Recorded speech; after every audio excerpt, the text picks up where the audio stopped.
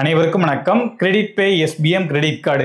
இந்த கிரெடிட் கார்டில் நிறைய விதமான பெனிஃபிட்ஸ் இருக்கிறதாகவும் இது ஒரு one of the best credit card அப்படிங்கிற மாதிரியும் நிறைய பேர் சொல்லி கேள்விப்பட்டிருப்பீங்க.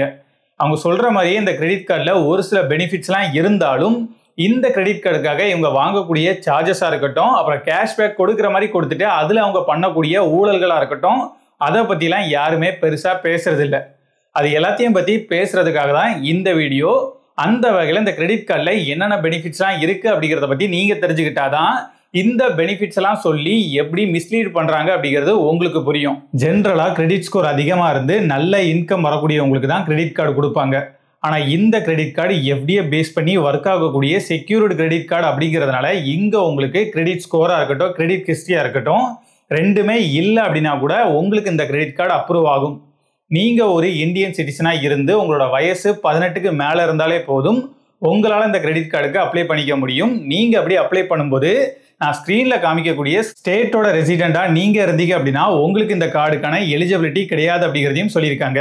இந்த கிரெடிட் கார்டோட பெனிஃபிட்ல ஒன்றா இவங்க சொல்லக்கூடியது என்ன அப்படின்னா, உங்களோட கிரெடிட் ஸ்கோராக இருக்கட்டும், கிரெடிட் ஹிஸ்ட்ரியாக இருக்கட்டும், அந்த ரெண்டையுமே பில்ட் பண்ணுறதுக்காக நீங்கள் இந்த கிரெடிட் கார்டை யூஸ் பண்ணலாம் அப்படின்னு சொல்லுவாங்க. அதோட மட்டும் இல்லாமல் எஃப்டியுமே 2000 ரூபாயிலிருந்தே உங்களால் புக் பண்ணிக்க முடியும். நீங்கள் எப்படி எஃப்டி பண்ணக்கூடிய அந்த அமௌண்ட்டில் 90% உங்களுக்கே கிரெடிட் லிமிட்டாகவும் கொடுக்கறதா சொல்லியிருக்காங்க. இது எல்லாமே ஜென்ரலாக எஃப்டி பண்ணி கிடைக்கக்கூடிய எல்லா கிரெடிட் கார்டுக்குமான பெனிஃபிட் தான். இந்த கிரெடிட் கார்டுக்குன்னு என்ன ஸ்பெஷலான பெனிஃபிட்டாக கொடுக்குறாங்க அப்படின்னு சொல்லி கேட்டிங்கன்னா, இந்த கிரெடிட் கார்டை நீங்கள் வாங்கினதுக்கு அப்புறமா ஜாயினிங் போனஸாக 200 ரூபாய்க்கான கேஷ்பேக்காக உங்களுக்கு கொடுக்கறதா சொல்லியிருக்காங்க. அப்புறம் இந்த கிரெடிட் கார்டுக்கு அன்லிமிட்டடான கேஷ்பேக்காக கொடுக்கறதாவும் சொல்லியிருக்காங்க. எங்கேயுமே நீங்கள் இவ்வளோ தான் ஸ்பெண்ட் பண்ணணும், அவ்வளோதான் ஸ்பெண்ட் பண்ணணும் அப்படிங்கிற மாதிரியான லிமிட் எதுவுமே கொடுக்காம நீங்கள் எவ்வளோ ஸ்பெண்ட் பண்ணாலும் அதுக்கு ஏற்ற மாதிரியான கேஷ்பேக்கை இவங்க உங்களுக்கு கொடுக்கறதா சொல்லியிருக்காங்க. நீங்கள் இந்த கிரெடிட் கார்டை யூஸ் பண்ணி ஆஃப்லைன் ஸ்டோர்ஸில் டிரான்சாக்ஷன் பண்ணுறீங்க அப்படின்னா 3% கேஷ்பேக்காக கொடுக்கறதா சொல்லியிருக்காங்க. அதுவே நீங்கள் இந்த கிரெடிட் கார்டை யூஸ் பண்ணி ஆன்லைன் ஸ்டோர்ஸில் டிரான்சாக்ஷன் பண்ணுறீங்க அப்படின்னா 1% கேஷ்பேக்காக உங்களுக்கு கொடுக்கறதா சொல்லியிருக்காங்க. நீங்கள் இந்த கிரெடிட் பே ஆப்பை யூஸ் பண்ணி யூபிஐ டிரான்சாக்ஷன் பண்ணுறீங்க அப்படின்னா அப்போ உங்களுக்கு 2% கேஷ்பேக் கொடுக்கறதா சொல்லியிருக்காங்க. அப்புறம் இந்த கிரெடிட் கார்டு ஒரு ரூபே கிரெடிட் கார்டு அப்படிங்கிறதுனால இந்த கிரெடிட் கார்டை நீங்கள் மற்ற ஆப்போட கனெக்ட் பண்ணியும் யூபிஐ டிரான்சாக்ஷனாக பண்ணிக்க முடியும். ஆனால் நீங்கள் அப்படி யூபிஐ டிரான்சாக்ஷன் பண்ணீங்க அப்படின்னா உங்களுக்கு இந்த கார்டுக்கான கேஷ்பேக் எதுவுமே கிடைக்காது. அப்படிலாம் இல்லாமல் நீங்கள் இந்த கிரெடிட் பேயோட ஆப்பை யூஸ் பண்ணியே டிரான்சாக்ஷன் பண்ணுறதா இருந்தாலும் ஒரு சில கேட்டகரியில் நீங்கள் பண்ணக்கூடிய டிரான்சாக்ஷனுக்கு எந்த விதமான கேஷ்பேக்கையும் இவங்க கொடுக்க மாட்டோம் அப்படிங்கிறதையும் சொல்லியிருக்காங்க. இப்படி கிடைக்கக்கூடிய கேஷ்பேக் எல்லாத்தையுமே யூஸ் பண்ணி 5லிருந்து 15% வரைக்கும் டிஸ்கவுண்ட் ப்ரைஸில் உங்களால் அமேசான் பே, ஸ்விக்கி, சொமேட்டோ, ஃப்ளிப்கார்ட், செப்டோன்னு இவங்க பார்ட்னர் பிராண்டோட வவுச்சரை வாங்கிக்க முடியும். நீங்கள் 10,000 ரூபாய் இல்லை அதுக்கும் அதிகமான அமௌண்ட்டுக்கு எஃப்டி பண்ணீங்க அப்படின்னா நான் முன்னால் சொன்ன வவுச்சரில் 20% வரைக்கும் டிஸ்கவுண்ட் கொடுக்கறதா சொல்லியிருக்காங்க. இது ஒரு என்ட்ரி லெவல் கிரெடிட் கார்டு அப்படிங்கிறதுனால இந்த கிரெடிட் கார்டுக்கு இவ்வளோதான் பெனிஃபிட்ஸ் கொடுத்துருக்காங்க. இதுக்கப்புறமா நம்ம சார்ஜஸ் பற்றி பார்க்கலாம். இந்த கிரெடிட் கார்டை நீங்கள் வாங்குறதுக்காக எந்த ஒரு அமௌண்ட்டையும் ஜாயினிங் ஃபீயாக பே பண்ண தேவையில்லை. எஃப்டி மட்டும் புக் பண்ணாலே போதும், இந்த கிரெடிட் கார்டை உங்களுக்கு கொடுத்துருவாங்க. அதோட மட்டும் இல்லாமல் இந்த கிரெடிட் கார்டுக்கு ஆனுவல் ஃபீமே கிடையாது. 5000க்கும் அதிகமான அமௌண்ட்டுக்கு நீங்கள் எஃப்டி பண்ணியிருந்தீங்க அப்படின்னா லைஃப் டைம் ஃப்ரீயாக இந்த கிரெடிட் கார்டை உங்களுக்கு கொடுக்குறாங்க. 5000க்கும் கம்மியான அமௌண்ட், எக்ஸாம்பிளுக்கு நீங்கள் ஒரு 2000 ரூபாய் மட்டும் எஃப்டி பண்ணி 1800 ரூபாயை கிரெடிட் லிமிட்டாகவே வச்சு இந்த கார்டை யூஸ் பண்ணிகிட்டே வரீங்க அப்படின்னா செகண்ட் இயர்லேருந்து 234 ரூபாயை ரினிவல் ஃபீன்னு சொல்லி பிடிச்சிப்போன்னு சொல்கிறாங்க. ஆனுவல் ஃபீயை தான் இப்படி சொல்லியிருக்காங்க.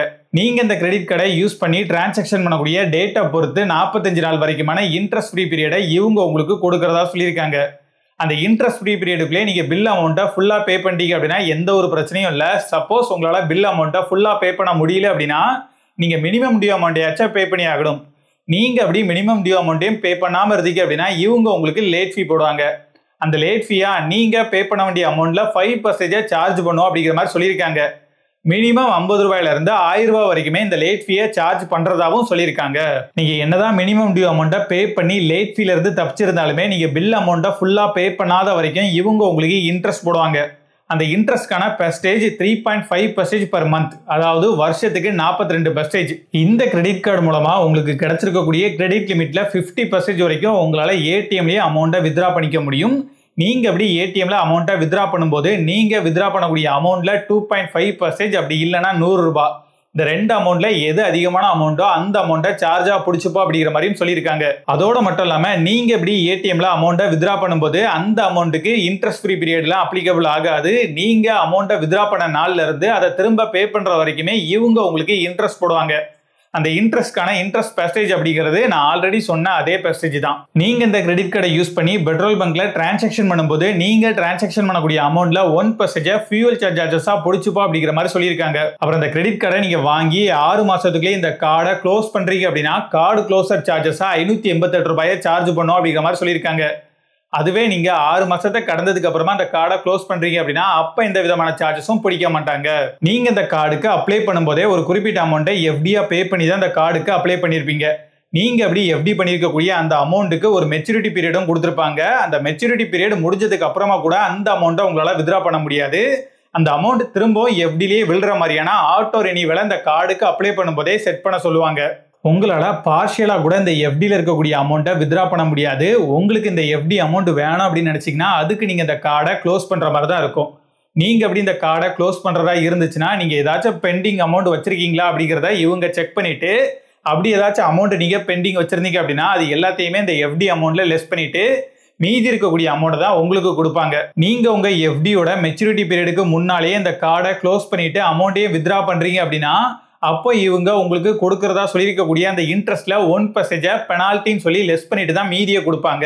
இந்த கிரெடிட் பே ஆப்போட ரிவ்யூஸை நான் பிளே ஸ்டோர்ல படிக்கும்போது அதுல நிறைய பேர் என்ன சொல்லியிருந்தாங்க அப்படின்னா இவங்க என்னதான் அன்லிமிட்டடான கேஷ்பேக்கை நமக்கு கொடுத்து அது மூலமா நம்ம நிறைய கேஷ்பேக்கை ஏர்ன் பண்ணி வச்சிருந்தாலும் அப்படி நம்ம ஏர்ன் பண்ணி வச்சிருக்கக்கூடிய மொத்த கேஷ்பேக்கையும் யூஸ் பண்ணி அப்படியே ஒரு ஸ்டேட்மெண்ட்டை மைனஸ் பண்ணவோ இல்லை ஏதாச்சும் ஒரு வவுச்சரையோ வாங்க நம்மளால யூஸ் பண்ண முடியாது.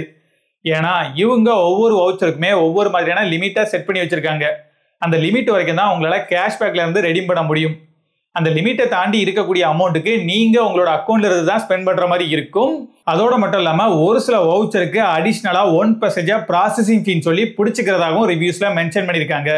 சரி வவுச்சரா ரெடீம் பண்ணாதானே இந்த பிரச்சனை, நம்ம ஸ்டேட்மெண்ட்ல லெஸ் பண்ணிட்டு போயிடலாம் அப்படிங்கிற மாதிரி நீங்க யோசிச்சீங்கன்னா அங்கேயும் இந்த மாதிரிலாம் பண்ண முடியாது. அங்கேயுமே நீங்க கொஞ்சம் கொஞ்சமா தான் உங்களோட கேஷ்பேக்கை ஸ்பெண்ட் பண்ற மாதிரியான லிமிட்டா கொடுத்து வச்சிருக்காங்க. கிரெடிட் பே ஆப்போட ரிவ்யூஸ்னு வர்றப்போ இந்த கிரெடிட் பே ஆப்ல உங்களால எந்த ஒரு ரூபே கார்டையும் லிங்க் பண்ணி டிரான்சாக்ஷன் பண்ணிக்க முடியும். அதோட மட்டும் இல்லாம இவங்களே 2 விதமான கிரெடிட் கார்டை ப்ரொவைட் பண்றாங்க. ஒன்னு எஸ் பேங்கோடது, இன்னொன்னு எஸ்பிஎம் பேங்கோடது. நம்ம ஃபுல் அண்ட் ஃபுல் எஸ்பிஎம் பேங்கோட கிரெடிட் கார்டை பத்தி தான் இந்த வீடியோல பேசிட்டு இருக்கோம். ஆனா இவங்க எந்த கிரெடிட் கார்டை பத்தி பேசி இந்த மாதிரியான ரிவ்யூஸா கொடுத்துருக்காங்க அப்படிங்கிறது தெரியல. ஒரு சில பேர் இது எஃப்டி பண்ணி வாங்கக்கூடிய அந்த கிரெடிட் கார்டு தான் அப்படிங்கிறதையும் மென்ஷன் பண்ணியிருக்காங்க. ஆனா கிரெடிட் பே சைட்ல இருந்து இந்த மாதிரியான கேஷ்பேக் யூசேஜ் லிமிட்டை பத்தியும் அடிஷனல் ப்ராசஸிங் ஃபீயை பத்தியும் எங்கேயுமே எதுவுமே சொல்லலை.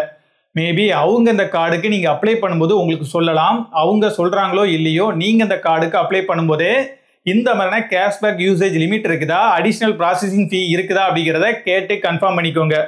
அப்படி கேட்டு கன்ஃபார்ம் பண்ணதுக்கு அப்புறமா அந்த கார்டு உங்களுக்கு ஓகே அப்படின்னா நீங்க அந்த கார்டுக்கு தாராளமா அப்ளை பண்ணலாம். இந்த மாதிரியான விஷயங்கள் எல்லாம் அந்த கார்டோட லிங்கை கீழே கொடுத்துட்டு ரிவ்யூன்னு சொல்லிட்டு ப்ரொமோட் பண்ற யாருமே சொல்ல மாட்டாங்க. நான் சொல்லியிருக்கேன், இதை அப்ரிஷியேட் பண்ணணும் அப்படின்னு நினைச்சீங்கன்னா ஒரு லைக் மட்டும் கொடுங்க. இந்த கிரெடிட் கார்டு மட்டும் இல்ல, இந்த மாதிரி இருக்கக்கூடிய எந்த ஒரு கிரெடிட் கார்டை நீங்க புக் பண்றதா இருந்தாலும் சரி அதுல அவங்க சொல்லியிருக்கக்கூடிய மினிமம் எஃப்டி அமௌண்ட்டுக்கே நீங்க இனிஷியலா அந்த கார்டை புக் பண்ணுங்க. ஏன்னா நீங்க எடுத்ததுமே அதிகமான அமௌண்ட்டுக்கு எஃப்டியை புக் பண்ணிட்டீங்க அப்படின்னா ஏதாச்சும் ஒரு ரீசன்னால கேஒய்சி வெரிஃபிகேஷன் டிலே ஆனாலோ இல்ல அந்த கார்டு உங்களுக்கு ரிஜெக்ட் ஆனாலோ உங்களோட அமௌண்ட் லாக் ஆயிரும். அதனால ஃபர்ஸ்ட் நீங்க புக் பண்ணும்போது கம்மியான அமௌண்ட்டுக்கு எஃப்டியை புக் பண்ணிட்டு அதுக்கப்புறமா உங்களுக்கு எவ்வளவு வேணுமோ அதுக்கேற்ற மாதிரி கொஞ்சம் கொஞ்சமா எஃப்டி அமௌண்ட்டை இன்க்ரீஸ் பண்ணி உங்களோட கிரெடிட் லிமிட்டையும் உங்களால இன்க்ரீஸ் பண்ணிக்க முடியும். இவ்வளவு விஷயங்கள் இருந்தாலுமே நான் என்னோட ஒப்பீனியன் சொல்றேன். இந்த கிரெடிட் கார்டை விட பெஸ்ட்டான ஒரு சில கிரெடிட் கார்ட்ஸ் ஆல்ரெடி அவைலபிளா இருக்குது ரூபே டைப்லயே. அப்படிலாம் இருக்கும்போது இவங்க எதுக்கு இந்த கிரெடிட் கார்டை பெஸ்ட்டான கிரெடிட் கார்டு அப்படின்னு சொல்லி ப்ரொமோட் பண்றாங்க அப்படிங்கிறது எனக்கு தெரியல. மேபி அவங்களுக்கு நான் சொல்லியிருக்கக்கூடிய கேஷ்பேக் லிமிடேஷனாக இருக்கட்டும், அப்புறம் ப்ராசஸிங் ஃபீயாக இருக்கட்டும், அதை பற்றிலாம் தெரியாமல் இருந்துக்கலாம். தெரிஞ்சு பண்ணுறாங்களோ தெரியாமல் பண்ணுறாங்களோ நீங்கள் தெளிவாக இருந்துக்கோங்க. இந்த கிரெடிட் கார்டுக்காக நான் காமிச்சிருக்கக்கூடிய ரிவ்யூஸ் எல்லாமே ரீசெண்டாக போஸ்ட் ஆன ரிவ்யூஸ் தான்.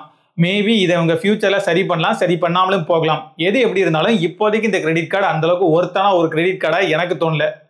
நான் நிறைய கிரெடிட் கார்ட்ஸை தொடர்ந்து ரிவ்யூ பண்ணிட்டே வருவேன். அது எல்லாத்தையுமே இங்கே காமிக்கிறேன். நீங்கள் அதில் எது பெஸ்ட் அப்படின்னு தோணுதோ அந்த கிரெடிட் கார்டுக்கு அப்ளை பண்ணிக்கலாம். நான் சொல்றதை மட்டுமே வச்சு நீங்க எதையுமே டிசைட் பண்ணாம நீங்களும் உங்க சைட்ல ஒரு தடவை வெரிஃபை பண்ணிக்கோங்க. நீங்க எந்த கிரெடிட் கார்டா வாங்குறதா இருந்தாலும் அந்த கிரெடிட் கார்டுக்கான பில்லை கரெக்டான டைம்ல திரும்ப பே பண்ணிருங்க. அப்படி இல்லைன்னா இன்ட்ரெஸ்ட் போட்டே சொத்தெழுதி வாங்கிடுவான். உஷாரா இருந்துக்கோங்க. வரட்டா?